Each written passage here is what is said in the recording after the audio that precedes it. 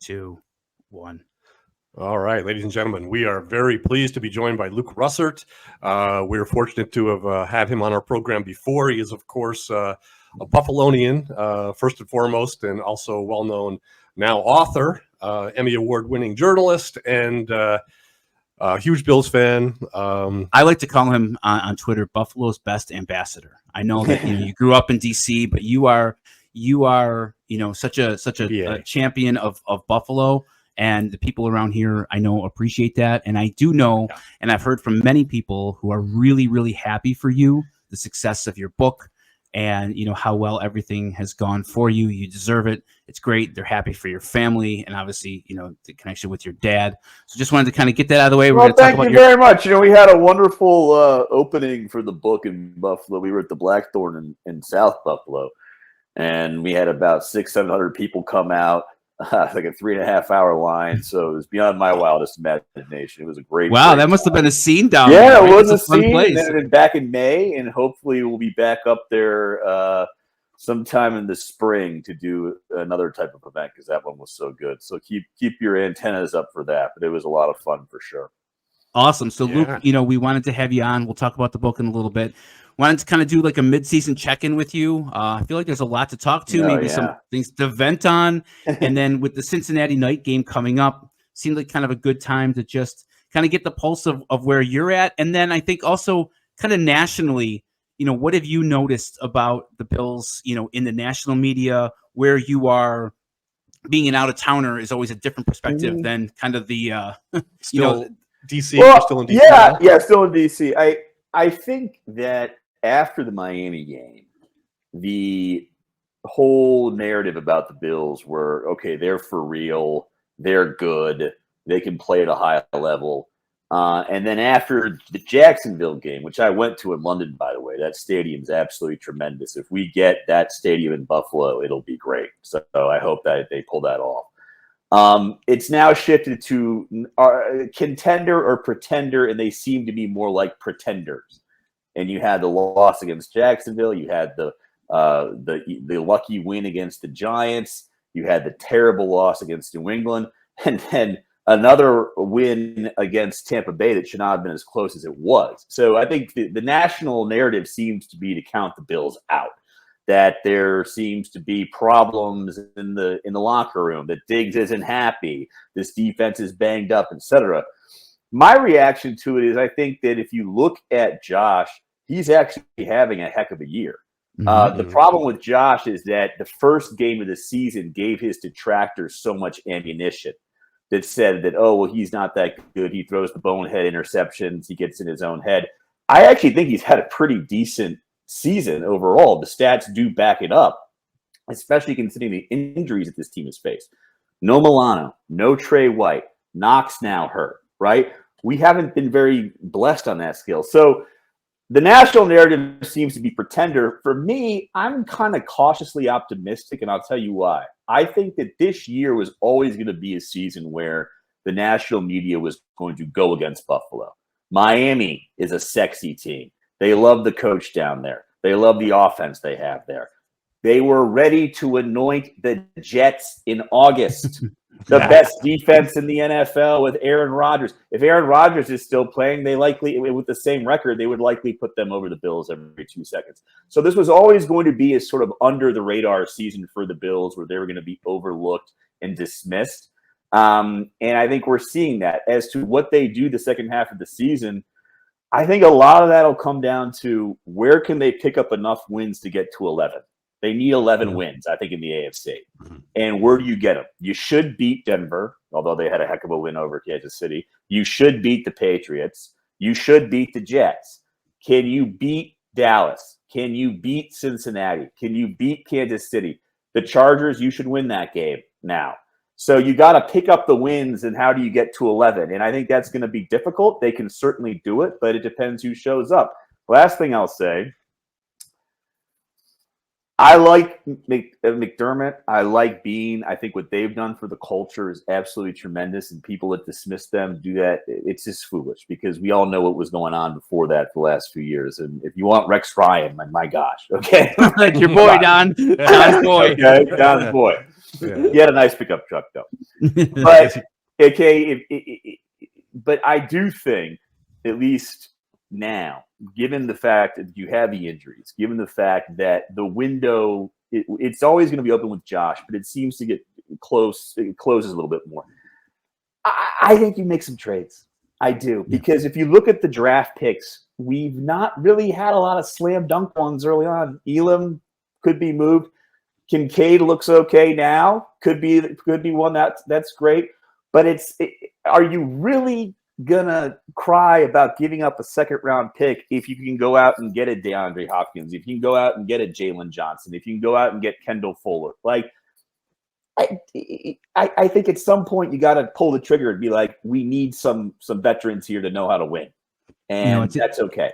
It's interesting you say that. You see the Eagles, and they consistently go all in, right? They traded for A.J. Brown. They just made a trade, last week for a safety. And I like your line of thinking there, where maybe you don't push every chip you have into the middle, but at some point you've got to kind of make a stand here and be like, this team is good enough. The window is open, like you said, with Josh. Is going to be open every year he's here, but you can add to this roster that needs some help because of some depletions without mortgaging the farm. And trades are, Don could speak to this. Trades seem to be easier in the NFL than they were even 5 years ago. Is that fair to say? Yeah, I would say so. I mean, the teams are so in tune to, what the salary cap hit would mean, based on what they see.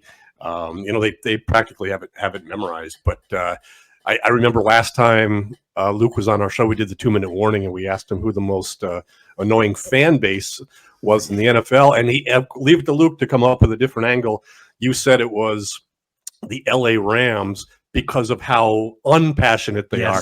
And when you look at what the Rams did a couple of years ago, they went all in. They went all in, and look what happened. And would they take a couple bad seasons after that? Of course they would. Sure. No, that's a good. And we're a better team than they are. We are, and I think we're built for more longevity. But the other thing I would say, I'm a Washington Nationals fan, and the Washington Nationals won the World Series in 2019. They did it as a wild card.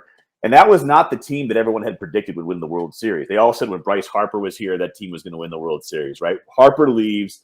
They have a different lineup. What they did was they went out and got guys who knew how to win and who gave confidence in the club, who brought confidence into the clubhouse. I think the Bills are in that position right now. They need those savvy veterans that don't get rattled, take it one game at a time, and bring a certain level of talent that's not potential but guaranteed every single week. I think that the expectation was that Von Miller was going to bring that when they signed him. And he certainly did last year up until the injury.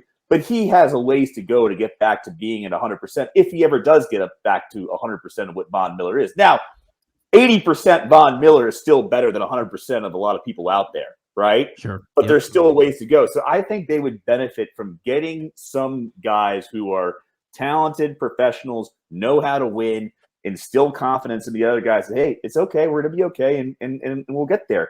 And I also think, quite honestly, that Diggs would really benefit from having another big-time wide receiver opposite him.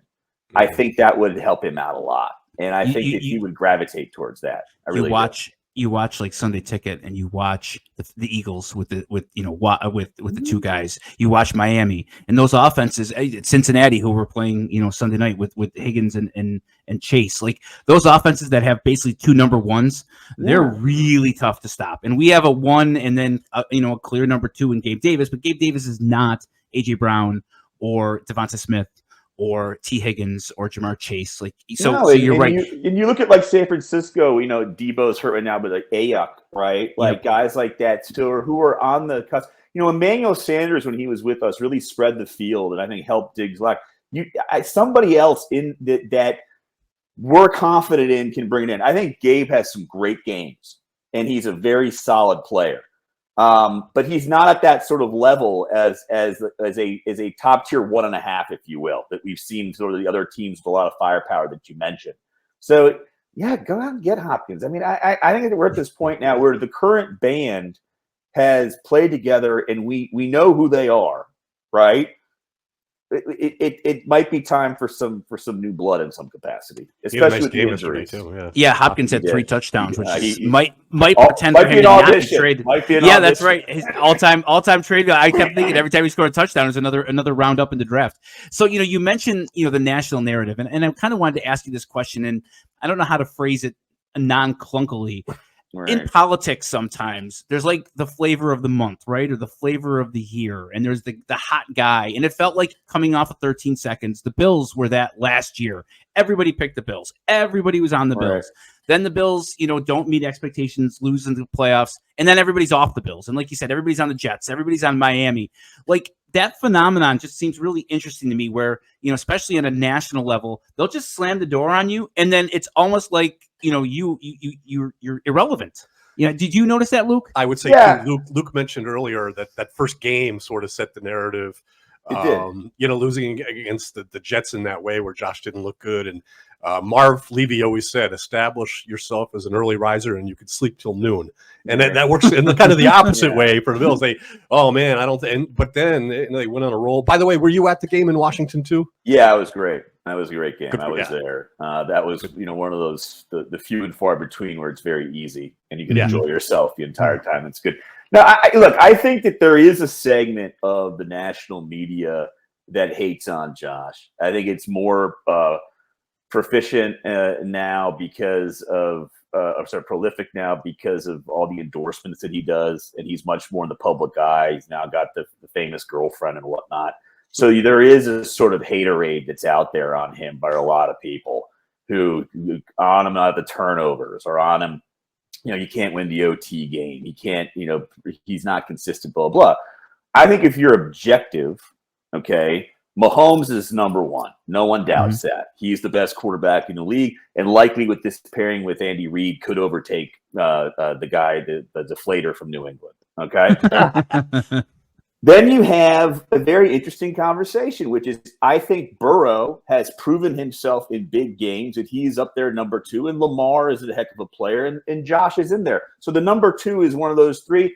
I'll give Burrow a little bit because of that AFC championship win and the upset he had against the Chiefs and the way and he had a hell of a game yesterday. He's still coming back from injury.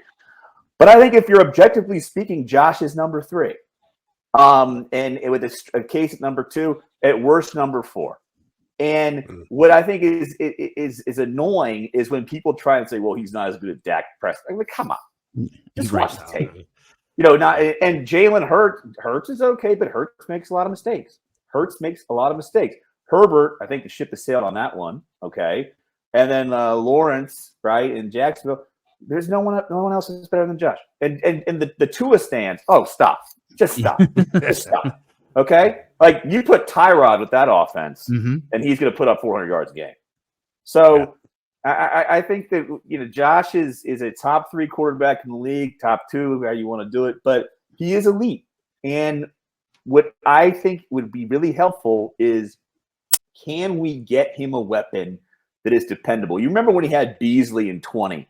Beasley was sort of that escape valve for him that proved to be very beneficial, right? Is Kincaid going to be that guy? He looked like it against Tampa Bay. Could he be that guy? I hope so. But if we got him a player in that realm, that would be good too. And then we can now talk about, can Josh run again? And Josh being Josh, are they holding him back? My favorite part of the Thursday game was the design quarterback run on the second play of the game, and you could audibly hear the crowd cheer for an 8-yard gain, much more so than they would have a year ago or whatever else. And Al Michaels even mentioned on the broadcast that the crowd reacted to the design QB run, which was missing from the offense. So it's amazing. The fans here, Luke, like there's this tension and this. What do you call it? Aggravation or frustration here that I haven't felt in a long time. Like people just want and this, people want the Bills to win so badly. And the last couple of years were kind of taken for granted. They were good. They were going to make the playoffs. They were going to win the division. This year, there's just so much more kind of angst and frustration and anger, I think, at the national media. And, the picking on Josh or you know who leads the league in interceptions right now, Luke? It's Patrick Mahomes. Yeah. Is that right? Yeah. And it's there. And the point with Josh and the runs, one thing that is you got to be very conscious of here in Washington, I watched a lot of RG3, and there was the movement to make RG3 the drop back quarterback who did not use his legs anymore after injury. The idea that's who he had to be considered the real deal QB. And it was a disaster, and he never recovered from that. So there's this sort of balance you have to have where it's like, okay, Josh, we don't need you to put your head down, throw your shoulder into a 300-pound lineman to get an extra yard once you've already got the first down. All right. But on the other hand, when there's a wide open window to run the ball directly in front of you for 7 yards and you can slide, it's better to do that aside from trying to thread a ball into a triple covered tight end. So it's like finding that balance, which is really, really hard. And that's just sort of something which is all mental, that you can't, the way you coach that is through trust and whatnot, but the guy has to sort of get there himself, in my opinion. And that's going to take a little bit of time. The classic example of that was opening night. I think my wife noticed, man, do you think he should have run there? Right. That's right. Right. Yeah, that's funny. Sure. When Amy knows, no offense to Amy, that came out wrong. I'm in trouble now. For football. I guess I've noticed around town, and you wonder if it ever gets through to the team. What like Don, when you were there, in during the drought, do you feel like the team feels the pressure of the town? You know how this is a smaller town. They're all out in Orchard Park. Yeah. They meet people all day. I just feel like the angst here is so high right now. And do you think the team feels that? There is a lot of pressure. We've had, former players on, and they'll say it's funny because we look at seasons that were not successful because you didn't make the playoffs. That's very fair. But when you talk to, Lee Evans and some of the other guys we've had, they're like, man, we really thought we were going to get in the playoffs and make a run. And again, we were in the hunt, and because they're out there in the community, and they hear it. They have people talking to them, and they don't want to let them down, and they have their own personal drive too. So I just think that the pressure is. I almost think, and we won't know this, that it could work in the team's advantage in this way. Josh, before the Miami game, we talked about the fact that it appeared as if the Bills were going to stay within a game of the Dolphins all year, and you predicted that the AFC Championship game will be the Bills at Miami, and that still looks pretty feasible. But I almost think that underdog role could, in the same way a game is a microcosm of that, where you've seen in the past few weeks, win or lose, when the Bills needed to put points on the board in the second half of the fourth quarter, they looked like the team we expect them to be all the time. But the other component I would throw with that is, and I saw this firsthand in London. It's like, why does it take till the fourth quarter to turn that on, right? And in New England, I mean, I thought once they scored, okay, we're going to win this. They were toying around. The defense got that was a terrible non-call on the offensive lineman downfield, which I think had a real effect on the game, which is a problem we have in the NFL. But it goes back to that sort of mentality, which is like, what stops them from having the 60-minute effort, right? Like where there's teams they should beat, that it shouldn't be that close. I go back to that game a few years ago we forget about, like against Atlanta, that was absurdly close for what it was. It was a cold weather game. Atlanta's at Buffalo, and it was a Matt Ryan personal foul penalty in the end zone. That's right. I remember that. It ended up turning the tide. That game was too close, right? The Bears game last year was close for a while. Like they sort of play up or down sometimes to other teams' level of competition. And that's just sort of one area where you would be like, okay, it's very hard to win in the NFL, but should there be a more consistent go out there and keep the game out of reach for teams? Don't let them have hope. And that's sort of more what I would like to see. And how does that happen? Because they can play with anybody, but it's winning. Force the quarterbacks on the other team who likely are not in the top four in the league to try to win the game for them. You watched the Giants-Jets game yesterday? Yeah. They just basically gave up. Yes. Yeah, there was 24 punts, something like that. It almost... Well, that Dable, Dabs, who I love, who, I think everyone would say, come back whenever you want, but he should have gone for it on that full absolutely instead of kicking the field goal. I was yelling at the TV. I said, what are you doing? I said, go for it, ice the game.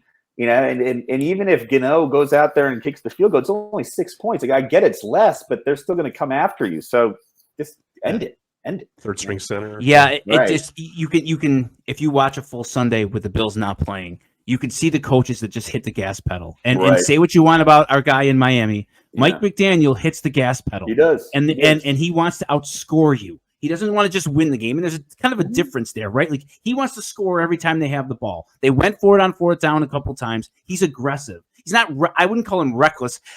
Staley in LA sometimes might border on reckless, but Mike McDaniel wants to just score every time they have the ball, and that's. I feel like that's kind of the frustration here, right? Like we might be up 10, and then we get conservative. That Tampa Bay game, we're the first team in the last 30 years in the NFL to punt 4 straight possessions on the other team's side of the 50-yard line. No kidding. Like crazy stats here where it's like just hit the gas pedal on 4th and 2 with your, all-pro quarterback and go ice the game. But no, we kept them around and we kept them around. And those penalties on fourth down. I mean, it's just stuff that you look at it and you go, this is weird. It's just witching hour weird, as we were around Halloween. There's no other way to explain it. Though. It's It correctable. is. Yeah, and I hate to dwell on the negative because as much negative as we're talking, being correctable, there's hope that it can be fixed. But speaking of in London, I thought of you, Luke, when Milano went down on a previous program. You were ahead of. I saw it happen. It was right on my side of the field, and it was horrific. And I have to say, the Bills were very kind. I got to go down the field before the game, and I was wearing Vans, skateboard sneakers, and I got them caught on that turf. That's a true story. I got a skateboarding sneaker caught on that turf. That was a bad carpet. Bad carpet. And you could tell that those guys were uncomfortable on it on both teams. Like it was they got to fix that because that was, and I think they should be grass all over the NFL, but that was a bad carpet. And that injury for Matt, it looked awful. It looked awful in the moment. And, when he was going to the tent, a lot of the players, you knew it was bad because they guarded him in the tent and kept the media away from going anywhere close. So that was really sad. And I hope he comes back. Yeah, I think he will. For listeners, that don't recall or haven't seen us before, there's a Boston College connection there that Luke was definitely ahead of. When he was drafted, I said he was going to be good. People didn't believe me. And what's funny is the Bills, they were very nice. They said to me, they're going to go, do you want a jersey? We're going to send out jerseys to some folks. I said, yeah, I want a Matt Milano jersey. They go, are you sure? I said, yeah. They go, okay, are you sure you don't want someone? I said, no, I want Matt Milano. They go, he's a 5th round pick. I said, don't worry, he's gonna be good. Trust me. That's great. What were your impressions of London? What'd you do with the Bills? Oh, it was great. I mean, the Bills fans were everywhere. The Londoners could not have been nicer. They were very happy. I think the NFL has done a good job with that series. Now they're bringing it to Germany. It's kind of like NFL Woodstock. I mean, there's fans from all different types of teams. There's a lot of local fans. There's people who travel for it. And I think that stadium, which we're trying to copy, which is about 70% covered, and everyone's on top of each other in a good way, it would work really well in Orchard Park. And so if that's what the basis of, from everything I've read, the same architectural design and everything like that, it'll be good. It was fun. I mean, we walked all around, friends and I, we walked all around London, and there's so much Bills gear. Go Bills in front of Buckingham Palace, go Bills in front of Big Ben, all the pubs and whatnot. And it was great. I don't want a Super Bowl to be played in London, but I think it's fun to go over there every now and then. It'd be good stuff. Yeah, we had Vice President of Guest Relations, Andy Major, on, current Vice President, and he's involved on the stadium committee, and he said, that's what they're modeling it after. And we asked him if there are any home field advantage components to it, and he said there are. He said, I can't tell you what they are, but regarding wind, sun, shade. Well, so Jacksonville in the second half, they had to go to a silent count because there were so many Bills fans there. And the way the noise bounces around in the bowl, because that stadium, you're really on top of them in a way, and it's very compact, and in a way that you're on top of the field, so the noise is kind of falling down on you. So it will get loud, and I think people will really like the coverage that the overhang gives in protecting from the elements, because you're outside, but it's like a atrium outside. You're not totally outside, and that's nice. Like, you're not gonna have the crazy wind. It's like the old Cowboy Stadium, right? And yeah, and they said, like, why was in the sky a little bit? Yeah, right. And I always remember as a kid, they asked, it might have been Jerry Jones or whoever, the owner of the Cowboys before Jerry Jones, why is there a hole in the top of Texas State? So for God to watch the Cowboys. Yeah, my dad used to always get so offended by that. God doesn't care about the Cowboys. That's funny. So Luke, going, kind of transitioning here to your book, and I know we kind of wanted to talk about that a little bit. Sure. Is there a question in the myriad of interviews that you've done? Is there a question you haven't been asked about the book that maybe you'd want to? Because I know not really. I mean, people have gone everywhere. I've been very fortunate with the book's success. It was on the New York Times bestseller list for 7 weeks. It was a Wall Street Journal bestseller. It was #1 on Amazon and Barnes and Noble for the week it came out. So that's an incredible accomplishment. And it's been it's been so humbling and rewarding that it's resonated with so many people, and Buffalo has been so kind about it. I've done a ton of interviews, and it's interesting, especially like in some of these very niche podcast ones towards the end, you get a lot of really kind of out there specific questions. So is there one you can remember? I have one for you. One lady was like, went all in on the dog, about my pug, and was like, can you expound on the relationship you have with the dog? I was like, sure, I love my dog. I can talk about all day. Other people were kind of obsessive about chapters that I didn't think were as important in the book that maybe they did. So I think people kind of, you get to a point, they try to do something different because a lot of the normal stuff has already been out of the way. But it's been interesting. I would wonder. I was struck. I just ordered it, by the way. I haven't read it yet, but it's coming. But just reading about it, and it is titled "Look for Me There: Grieving My Father, Finding Myself." There's obviously the title suggests that it's personal, and I wonder if when you're. This is a little bit similar to it, but I grew up at a camp at the Adirondacks where my grandfather was a director for 37 years. My dad was a director for another 17. And Gordon Lewis Purdy, the first was my grandfather. The second was my dad. I was the third. So everyone naturally asked me, oh, well, someday, you'll be in succession. You'll want to take over the camp. And it isn't. I saw how hard my father worked, and it wasn't as much as I love the place. As a matter of fact, I'm writing a book about it now after all these years. It's not going to be in the New York Times bestseller. Thunder Snow of Buffalo, written by you and forward by Marv Levy, is still available in the Bill store and on Amazon. I always do the cheap plug for John. He's too humble to plug. I gotta get in the Bill store, man. That's okay. I gotta. Yeah, there you go. See, Well, thank you for that, and I hope you enjoy it. But I wonder if after it came out, did any of your family members tell you, man, Luke, you wrote about some things that even I, as a family member, never knew about? That's a good question. So, friends and family, and the book it's a deeply personal book. It was born out of journals that I kept when I was traveling, so it's organic. And one of the things that the book tells about is these sort of parallel journeys that I was going on. And one was, who am I, independent of the last name, independent of the privileged bubble that I grew up in, independent of sort of Washington political bubble I grew up in, and television and whatnot, sort of this quest for finding oneself. But then the other parallel path is that while I'm searching for something, I'm also running away from something. And that is the grief and processing the grief of losing my father. So that's the sort of two parallel journeys that are going on in the book. It's searching for something and running away from something. And in the course of that, there are a lot of deeply personal moments that come out. And I was fortunate that I had an editor early on that said, the most personal is the most creative. The more honest you are, the more people relate to it, and the more they're left feeling something. And that's ultimately what you want. So you kind of make a decision to go down that road. It's not easy.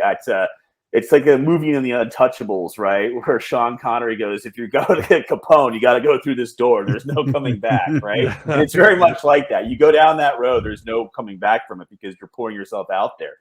But in the course of it, I think a lot of people, and I talk about this, is just sort of whatever the upfront jocular bravado that I had, especially as a young guy in my 20s, that there was stuff going on behind there. And people said, okay, I sort of saw these things inside you, and then you wrote about them, and now I understand you much better as a full person. I had one aunt, she was very kind. She said, well, I wish I had known about that. I would have sent you some soup. Like, beautiful. That's all you need. Perfect. I guess my question for you, Luke, I lost both my parents over a decade ago now, and I was, a young man to lose both, especially. And I lost my dad in 2010, not long after you lost your dad. Was there anything that you found yourself that you couldn't write about, or that it took you like maybe a longer time to get it into words? Because I've been able to speak about losing my parents much more so than I've been able to ever write about it. Did you ever find like writing about it was a challenge? No, because for me, it was making that decision and getting to that place. And once I was in that place, I sort of found comfort in getting it out. And it's interesting because at first it starts off as this sort of exercise in this is going to be emotional. I got to express this grief that I felt, this pain that I felt. And then once it's sort of out there, you start to sort of then bring in the craft, right? All right, how am I going to write about this to make it relatable to people? How am I going to write about this to make it more understandable and whatnot? And I found that when I started to bring the craft and the technical components of it to the emotion, it made it easier to process, because it was like, okay, it's out there. Let's talk about it. And now let's be honest about it, and don't fear it. The only thing, and this is true, that got me emotional was I recorded the audiobook, and it took like 3 or 4 days to do that. And it's over 9 hours long. You read it, and you have to stop and do some takes. But because of my background in broadcasting, after about the first day, I got into a rhythm. All right, so it started to move. And the only time we had to do multiple takes where I was not composed and I had to take deep breaths and drink a lot of water was talking about this letter I write to my father at the end, that the Bills are going to win the Super Bowl and I'm going to be there, right? And that just gets you choked up. And and those are the things where it's like you say, yeah, it was really hard to write about my father's passing. It was really hard to write about things that happened along the way. But the hardest part for me to get through is that sort of the hope and emotion and all that it means with Dad and the team and whatnot. So that's what I always answer that question. That was the hardest thing to talk about. That's funny. The Super Bowl. That's ironic you say that, because my dad was a huge Notre Dame fan. Yeah. And diehard, in the wool. And that's where I feel my biggest connection to him now is anytime Notre Dame is on. Notre Dame's on, I end up watching every game. Oh, yeah. And you live and die with it, and not only because you care about the current team and you follow them, but it's that connection for those 3.5 hours. Boy, it feels like he's right next to me. That's right. And that's what I said. I said that to everybody. I said that on Rich Eisen was very kind to have me on, and I said to that, I go, when the Bills are playing, you got the chicken wings, you got the smell of the beer. It is 3.5 hours. The ghost is right there with me. Feels alive again. And people, there's some people who don't get that, but I have to tell you, there's so many more that do. And it's not just sports. It could be something along the lines of, I go hiking in a certain place, or I read this book or whatnot. But it's important to hold on to those things. And sports provides an outlet for so many people in that respect. And God loved the Bills, and that's why I'll never quit. I'll never quit. Yeah. The only frustrating part is that the mountain never lets you down. Like if you're hiking, right? Like there's no tragic loss. The mountain never lets you down. The 13 seconds can, suck your soul away, but the mountain never lets you down. Well, but then there's some like you take that right, and you go, all right. Maybe the one good thing about this season, with the expectations lower, is that if it's a really bad loss, it's not the worst of the worst, right? I think we preconditioned as Bills fans to be able to handle a lot, and the 13 seconds is one that eats away at you. But I always think like, I don't know if we could have beaten Burrow the next week. Right. I would like to have a chance. Sure, you never know. You never know. Yeah, I appreciate. I saw your interview. I think. On NBC, I saw it on Fox and Friends. Did a great job. I feel like I appreciate your candidness with us, and Josh has some really good questions. And I remember I forget which Super Bowl it was, but I was with the team. They were my early years. And of course the Super Bowl's played at 6:20 at night, and you wake up and it's just a long, long day. And I remember being in my hotel room with still hours to go before we went to the stadium, and I had on Meet the Press. And I remember your dad at the end just making that plea, Bills, please. Yeah, that was please 94 in Atlanta. 94. Yeah. Okay. Yeah. We went to. I watched it live. We went to Pasadena and we were in Atlanta, and Pasadena was that one wasn't very close, but I remember the Don Beebe forcing the fumble, which was incredible. But yeah, 94 Atlanta, we were up 13-9 at halftime. Yeah, and I thought we had that. I thought we had that because that one they looked good, and it was interesting when I was involved in the Four Falls of Buffalo, the NFL Films documentary, which was really spectacular, and I'm very thankful they got me involved in that. And when you bring up the last Super Bowl to the team, interestingly enough, they're much more talkative about 1, 2, and 3. But the last one, that second half, there's just this sort of we don't know, we just were gassed, And I've always thought that was interesting because I thought they looked really good in the first half.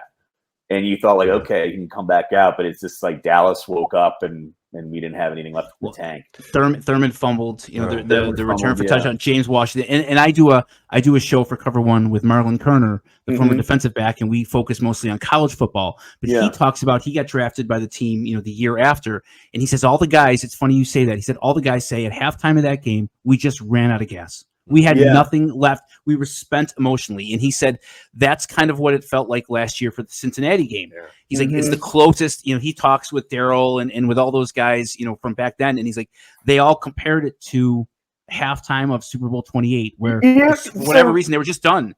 Yeah, I'm happy you brought that up about Cincinnati because I always tell people, I go, think about what the Bills had to go through last year.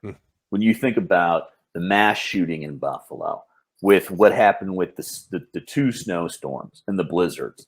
Okay, one that would the loss of life, loss of house, loss of everything. Right.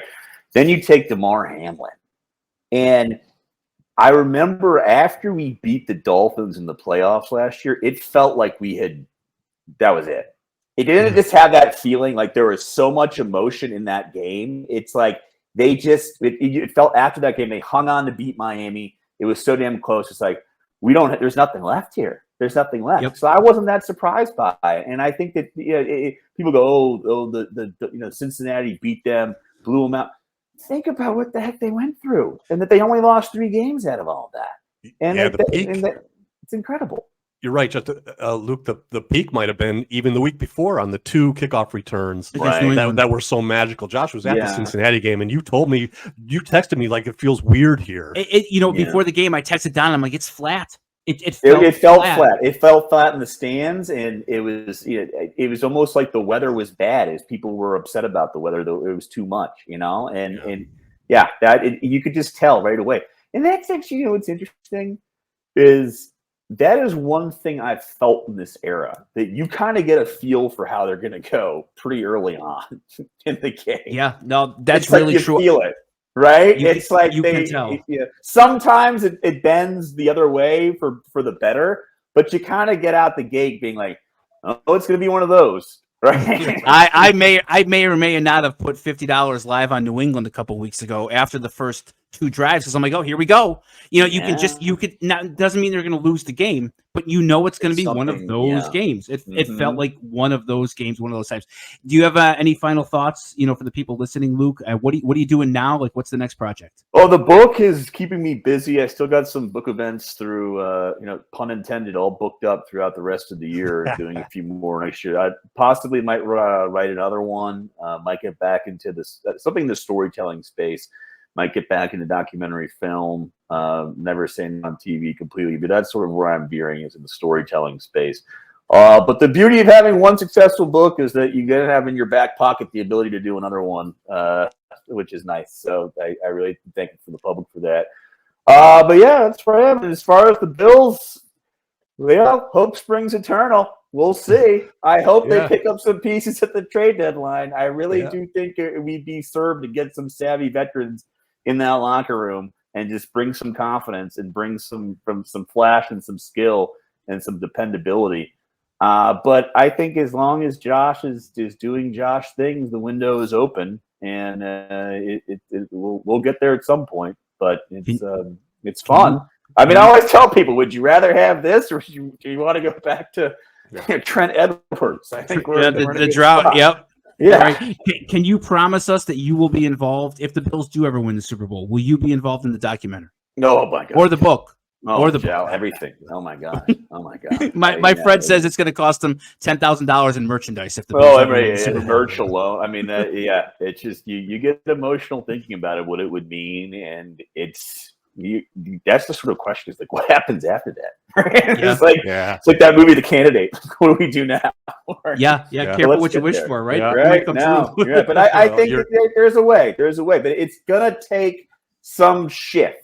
I go back to that Nationals example because I think it's really spot on. Like, you got to get that sort of clubhouse guy that changes the narrative where they're not. It's tense. They're tense. They're tense. This team, and what can be done to loosen them up a little bit. And, the one thing I'll just say, I know we're running out of time, but like, there's been a weird pattern over these last few seasons where they'll have a huge victory in the regular season followed by like 3 or 4 weeks of kind of letdown. So last year it was like they beat Kansas City on the Sunday night game, and then the Packers game, they beat the Packers, but after that it was weird, right? And then like this year we beat Miami, and then it starts the sort of meltdown. Part of it's injuries. So that's the sort of thing where it's like, why is that? Is that are we peaking too early? Or is it sort of, all right, we've proven ourselves, now the foot's off the gas a little bit? I don't know, but there's something there. Yeah. Well, your analysis has been spot on, and we appreciate you sharing it with us. Now, Josh and I will leave you this. We're doing a show about watching other games and rooting interests. The Chiefs play the Dolphins this weekend. Who do we root for? You probably have to root for the Chiefs. Right. You said that with such disdain. Well, I mean, you can't. I mean, I'm not a Chiefs hater. I mean, they're fine. They do much better than New England to watch. But like, because in the division, race, you probably have to go for them. And I don't think we're not going to get over them in the seeding battle. Right. No, you got it. You just so any losses the Dolphins get, and then.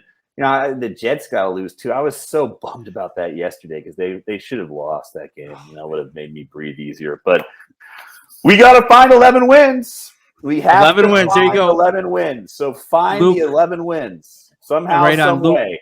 You've been really generous with your time. Hopefully, you'll come back with us maybe close to the end of the season. Once we find the 11th win, we'll have you back on. And we'll talk about New England, the Jets, right? Too Denver, LA. Okay, and then you gotta find. You gotta win one of these that you gotta win. Bengals, Dallas, Chiefs. You gotta get one of those. Bengals, Dallas, Chiefs, Philly. You gotta get 2 out of those 4. 2 of those 4. How do you do it? Go. Philly looks beatable, though. I have to say, I watched a lot of that game yesterday. They look beatable. The Jets beat them. Yeah, the Jets beat them. Yeah. And the last thing I'll say, the NFC is awful. Terrible. I think the 5th seed in the AFC would be number 1 in the NFC. I saw your tweet yesterday. I sincerely believe that. I totally agree with you. Yeah, they're terrible. Seattle might be like a 2 seed. Yeah, San Francisco got rolled. The Eagles got rolled. I mean, you put the Bills in the NFC. Watch out. But good point. All right, buddy. Thanks so much, Luke. Good luck. Bye-bye. Take care. All right. That was great with Luke. We're still on here, Don. Come on now. Hey, we don't have our spotter today. Come on, Don. Tell me that we are still talking. Come on, you're not in midseason form here. Coach Levy would not be impressed. So we're gonna leave you with a couple things here. That was a fun 40 minutes with Luke. Great. I know that you had come up with a real fun idea from watching the games yesterday about, and you teased it with Luke about some memorable non-Bills games that the outcome certainly affected the Bills' seeding or playoff chances throughout the years. Well, yeah, and I mean, I think it stems from the fact that the Bills are playing in all these nationally televised games on Thursday nights and Sunday nights. So we spend our Sundays watching all the other games, and you have rooting interest, like we mentioned with Luke, rooting against a team that the Bills need to catch or pass. And so there's been those types of games throughout history, and I know you probably have when some in mind. When I do you too. kind of sprung this on me when I got to your house this morning, and immediately what came to mind is to me the most egregious opponent win, maybe in Bills history, most frustrating, was the Thanksgiving special in 1993, where Leon Lett, the year after, making a fool of himself in the Super Bowl and Don Beebe becoming, nationally famous for his play, decides to try to field a blocked field goal in the snow in Dallas on Thanksgiving against the Dolphins without Dan Marino, who were leading the division at the time, and kicks the ball. Miami recovers this ridiculous play, kicks the field goal again. I can always remember Don Shula, now that on the sideline with a winter coat on and those stupid sunglasses that he wore with like the tint. That's right. And so you were rooting for Dallas, of all teams. Jimmy Johnson, you felt dirty rooting for Dallas. Like, it just felt gross. And then Miami pulls off that win. And Don, it ruined my Thanksgiving. It ruined mine too. I'll never forget. And it was bizarre. I mean, it's so memorable. It was snowing in Dallas, which, doesn't happen that time of year. And what was Lett thinking? I mean, you're right. He's famous for the other play. It was Dick Enberg and Bob Trumpy were on the call. And I can remember Bob Trumpy just yelling, "What are you doing?" And now this is this was his second, nationally televised boneheaded play in less than 12 months. Exactly. Yeah. And it worked against us. Like you said, it ruined our Thanksgiving. Fortunately, the Bills would, stay and catch them and pass them at the end. But at the time, you didn't know that. They were neck and neck. Right. They came back. The Bills came back, won the division, went to the Super Bowl for the fourth straight year. And then the next year, the Bills lost the early Thanksgiving game in Detroit.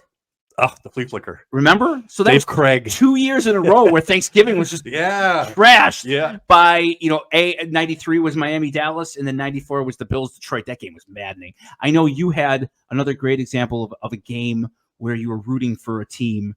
And what I thought of, I can't remember the year, but 98. Vinny Testaverde was quarterback for the Jets. Final play of the game against Seattle. There was no time left. They had time for one, and it was quarterback sneak where he dove, and they credited him with a touchdown. Do you remember the controversy from that play? Two things.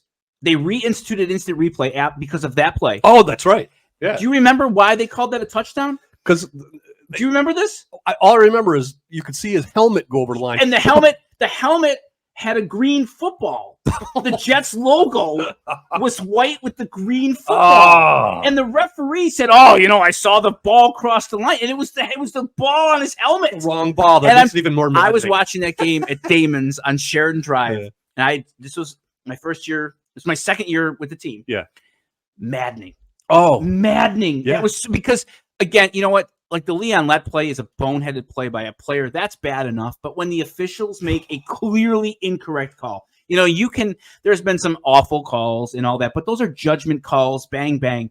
He mistaken the football for the logo football on the helmet. I had forgotten. That makes it even worse. I had forgotten. And then on top of that year, if you remember, that was the absolutely awful just give it to him game in New England. Oh, my gosh. When the Bills got caught. And ironically enough, that kind of came up this week, because people online were complaining that the Bills should have been called for pass interference on the Hail Mary against Tampa. Oh, Tampa. Just right. this Oh, week. yeah, right. And, there was a lot of pushback that the league you never see pass interference on a Hail Mary. Henry Jones. Just give it to him.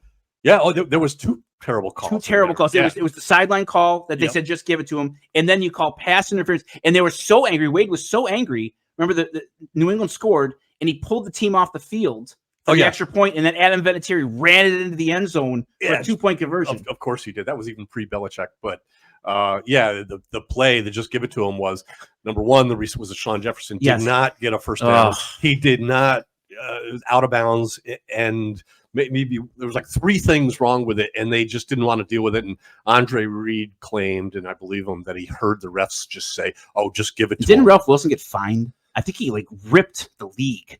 I'm pretty sure. That sounds right. I think they did. Yeah. And then they call pass interference on a Hail Mary. And then, of course, Ben Coates, of all people, scores a touchdown to win the game. That was, sorry. That's a diversion, but it made sense. Yeah. And then the third one, obviously, is in much better light. Yeah, let's end with that one. From 2017. Well, much better light for 99.99% of people. That's a whole other show. We were two people frankly, that is the play that kind of tipped my balance over towards wanting them to win again. Well, see, got you all flustered here, Don.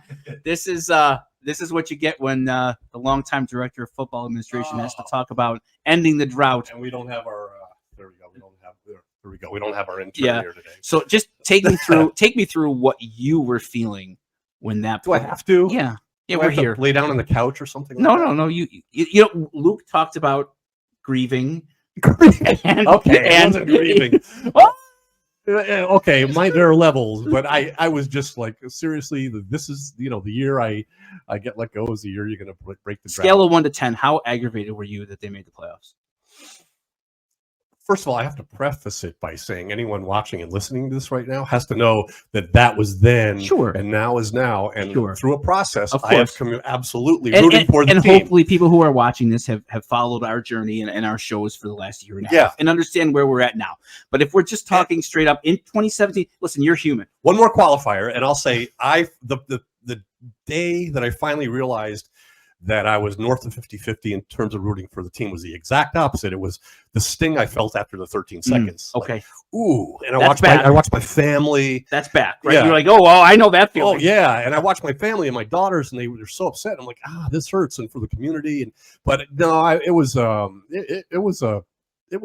solid 7.5. 7? All right.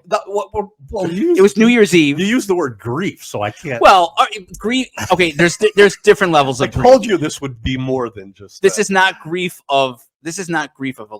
It's a grief of a loss. I'm sorry, it is. It's not a death. It's not. No one's comparing it to that. But you gave your heart and soul and blood and sweat and tears for almost 30 years to an organization. 27 years. 27 years. Yeah. And for the last 15, unfortunately, it had to be maddening every year to go in there every single day, and all those Mondays and Tuesday mornings after a Monday night loss. Those are awful. Those are unpleasant. You know that. I know that. And then to see it's kind of like your girlfriend dumping you and then losing 75 pounds and looking really hot, right? Your analogy of that is great. I think what tempered it for me was watching, friends of mine on the team like Kyle Williams, Derek Wood celebrate.